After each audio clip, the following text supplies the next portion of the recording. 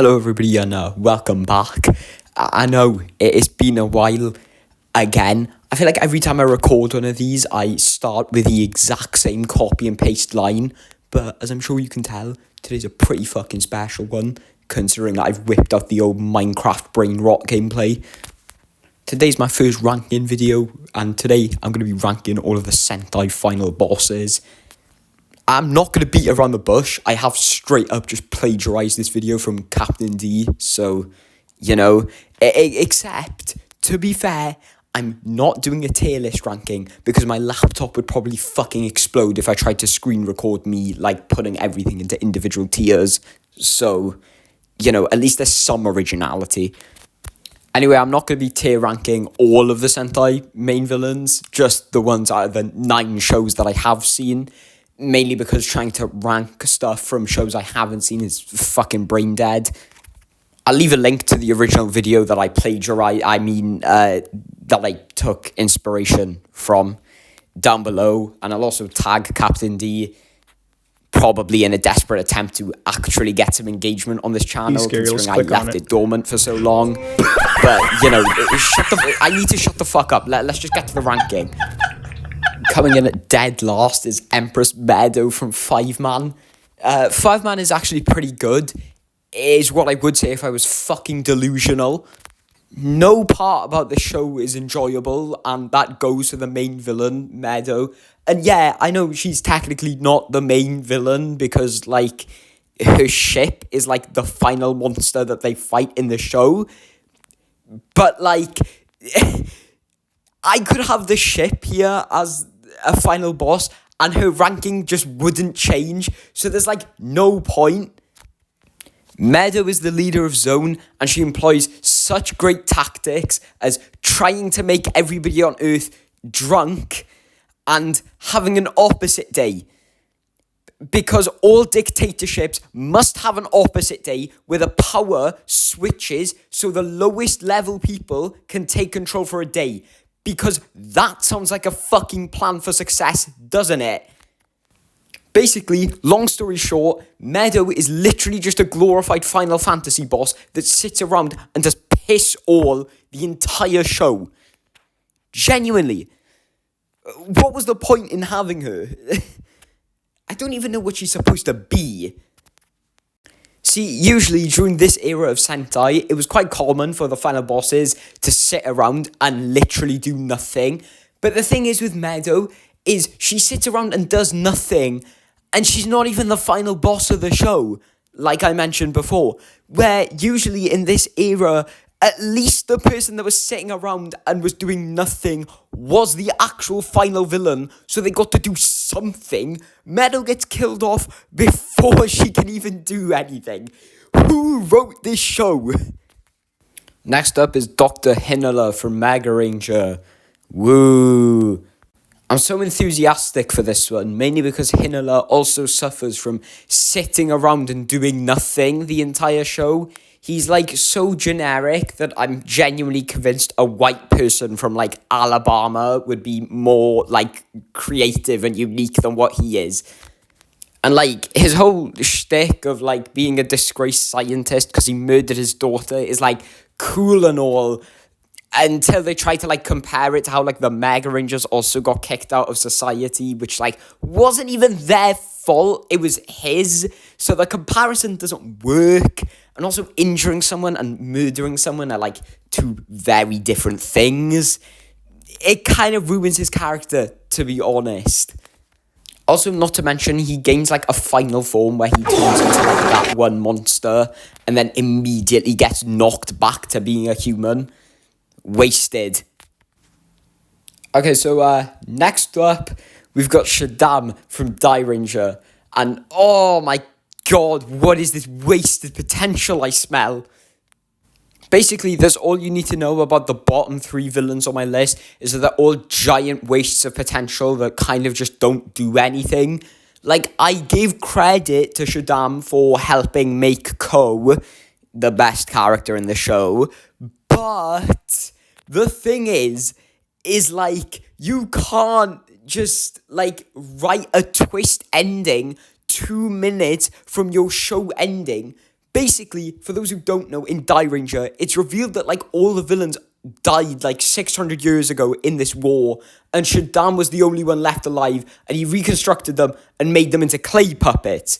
So then, Rio wanders into his base, stabs him like he's in West London, and then Shaddam is a clay puppet. It turns out he's a clay puppet, but he didn't know he was a clay puppet.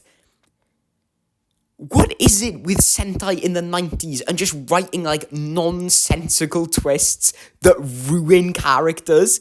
He would have been fine had you not included that twist.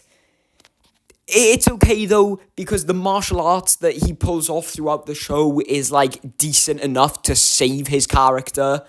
So that's the only reason why he's above the other two.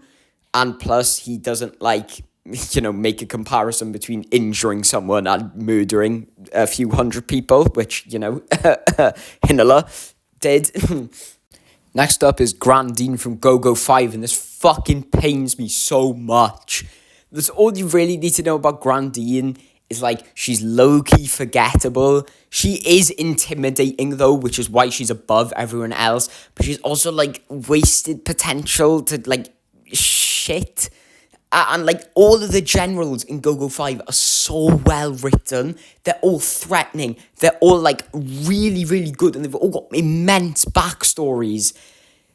And Grandine is just kind of, like, evil. We think. Like, it's obvious the writers didn't really know what to kind of, like, base her character off. So they were just kind of like, oh, yeah, she's, like, mother of all evil. We think, just trust us, please. And you know what? It kind of comes off like that in the show, and it kind of left me feeling a bit iffy. Then again, if Go-Go 5 wasn't, like, my favourite Sentai, maybe she'd be a lot lower. Okay, so maybe I'm biased. Okay, next up, we've got Emperor Maho, or whatever the fuck he's called, from Kaku Ranger. And again, this one pains me because this is another one of my favourite Sentai. And, like, why are the main villains so shit? Like, in the 90s, I don't think anybody quite knew how to write a main villain yet. That didn't happen until Time Ranger, but I haven't fucking seen that show, so it doesn't count. Basically, that's all you need to know about Emperor Maho, is that the minute he appears on screen, he kills Gashu Dokuro, and then immediately proves himself to be, like, the most based individual on the planet, because he turns every single child in Tokyo into a rock. And then, like, 2 episodes later, he chains the life force of 4 of the 5 Kaku Rangers to a monster, so that when Sasuke kills that monster, he also kills his teammates.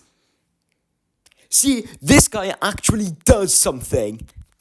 And then after that, he, like, kills the 3 godly mecha and does, like, nothing for the rest of the show. But, like, he made an impact on me. And that is the most important thing when it comes to this ranking.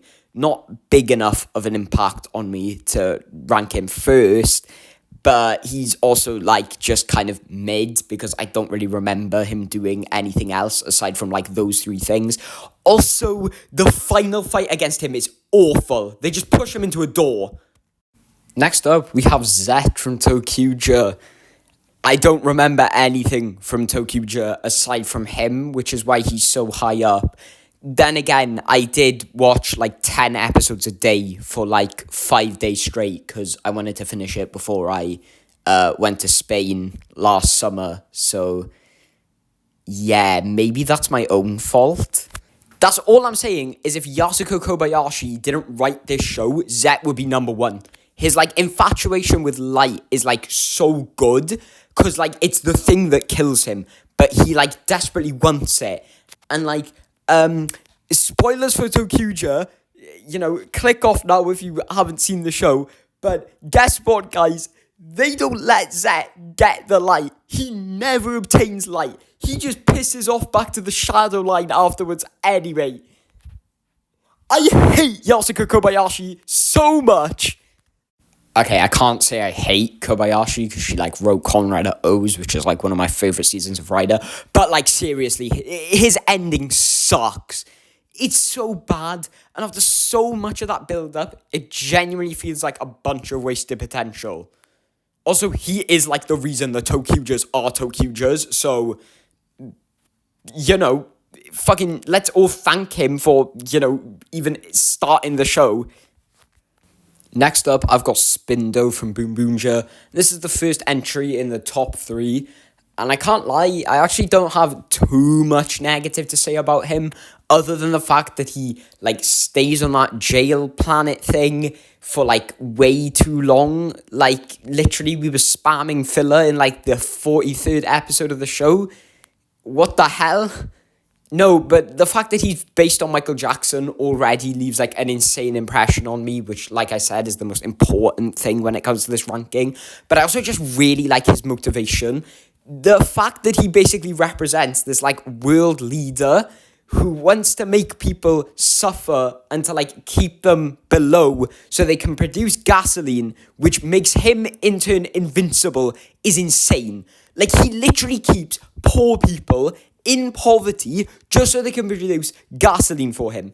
And he uses world leaders to do it, which may or may not be a very, very, very obvious metaphor for how some politicians act in real life.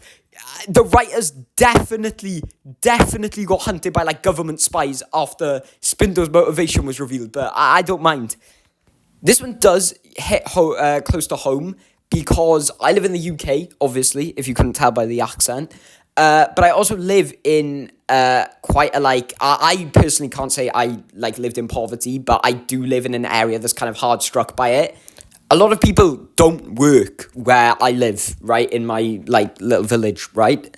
So, seeing a villain and, actual human characters, which I think is something Boo Boo does really well, the fact that they use human characters as villains, they're not aliens, they use human characters. It just felt so real and, raw and, really fucking detestable. And, I honestly think if it hadn't been for me watching these last 2 Sentai before Boom Boomja, before watching it live, he would be first, 100%. Also, the white outfit he gets, shit's clean. Also, not to mention, he, fucking KOs Bundorio just so Taya can, produce gasoline. I love it when villains do shit like that. They, make, a character suffer, except for Baraba and Geets. That was not a good example. Honestly, overall, I think Spindo's message hit quite, close to home. It actually is one of the few things in Toku that, kind of related to me. So, he immediately gets, a shit ton of points. And, his motivation, yeah, it's all there for Spindo. This is why I think Boom Boomja is, an S-tier Sentai, okay? I'll never stop glazing this show. Coming in as runner-up, I've got Zahab from Gingaman. Honestly, what can I say? Cool-ass design. Pretty fucking good villain. Does quite well. He's not afraid to, backstab his own crew if he finds out that his crew is backstabbing their own crew, if that makes sense. There's, one where I think he's called Buckley's, right? It's been ages since I watched Gingaman. It was literally a year ago. It's where, Buckley's kills another one of the generals, and Zahab acts like he doesn't know, and then he, lures Buckley's into a basement and fucking murders him, and then throws him overboard.